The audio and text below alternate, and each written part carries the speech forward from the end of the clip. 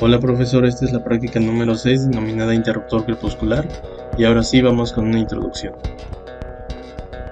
La luz es una forma de energía que ilumina las cosas, las hace visible y se propaga mediante partículas llamadas fotones.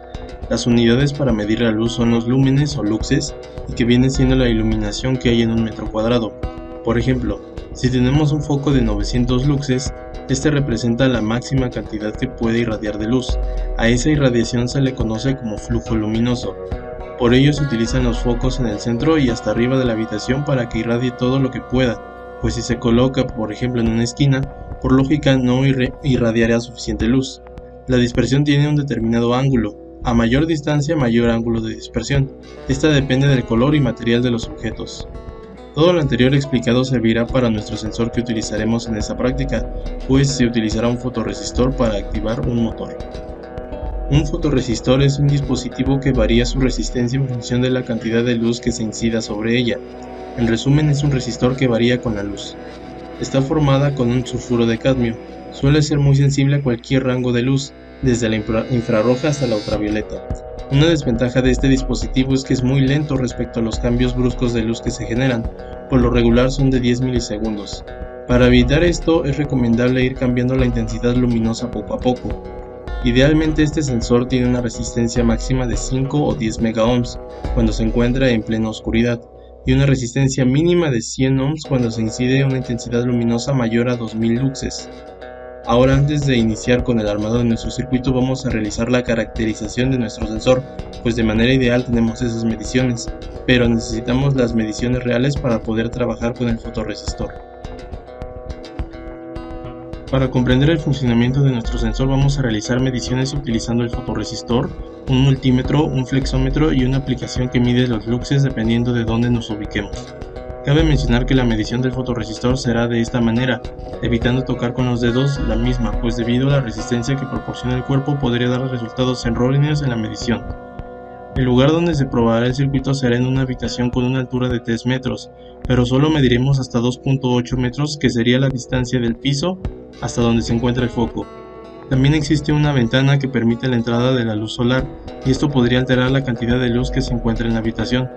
Por lo tanto, las mediciones como el funcionamiento del circuito se realizarán cuando el sol no esté presente y solo tengamos como fuente de iluminiscencia el foco de la habitación. Con el flexómetro mediremos la altura, con el multímetro mediremos la resistencia del fotorresistor a cierta altura y lo mismo con nuestra aplicación móvil que funciona como luxómetro. De las mediciones realizadas se obtuvieron estos resultados. Además se agregó una medición más, donde tanto el luxómetro como el fotorresistor se pusieron directamente hacia la luz del sol y se realizaron las mediciones. Con esto ya conocemos más acerca de nuestro sensor y podemos empezar a construir nuestro circuito. Para este circuito se plantea activar un pequeño motor cuando se incida luz en el fotorresistor, caso contrario deberá apagarse. Primero implementaremos el motor enviando una terminal a voltaje y la otra terminal hacia un transistor NPN para activarlo. Como el transistor que se plantea usar es un BC547, este soporta 300 mA y para reforzarlo se utilizará otro transistor para tener la configuración Darlington o modo cascada. Posterior a ello se utilizará un resistor de 10 kΩ y un amplificador operacional en configuración de comparador. Si se desconoce esta configuración del operacional, en la práctica aún no se describió a detalle.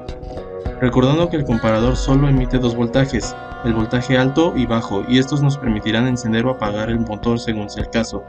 Como entradas a comparar tenemos una entrada de referencia que estará dada por un potenciómetro de 10 kΩ para variar el voltaje de la entrada.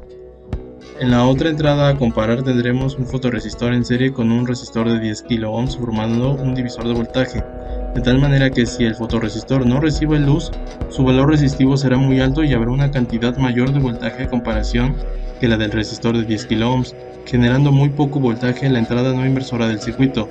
Si ajustamos el potenciómetro de tal manera que el voltaje de la entrada inversora o voltaje de referencia será mayor que el de la entrada no inversora, entonces la salida del comparador será de 0 o tendrá un voltaje bajo, y al tener este valor por lógica no funcionarán los transistores y tampoco el motor. Por otro lado, si el fotorresistor recibe luz, su resistencia será muy pequeña, haciendo que el voltaje de la entrada no inversora sea mayor al de la entrada inversora, y de esta manera que la salida sea 1 o se tenga un voltaje alto, y así se activen los transistores y el motor. Ahora que ya planteamos el circuito de manera teórica, vamos a implementarlo en nuestro proto. En esta parte tenemos los transistores BC547 en configuración Darlington conectado con los colectores entre sí, el emisor del primer transistor conectado a la base del segundo y el emisor del segundo conectado a tierra. El motor se encuentra conectado al colector y a voltaje. En la base del primer transistor está el resistor de 10 kΩ con la salida del comparador, donde la entrada inversora está nuestra referencia con un potenciómetro de 10 kΩ y en la entrada no inversora está el divisor de voltaje con el resistor de 10 kΩ y el fotorresistor. Ahora vemos el funcionamiento del circuito.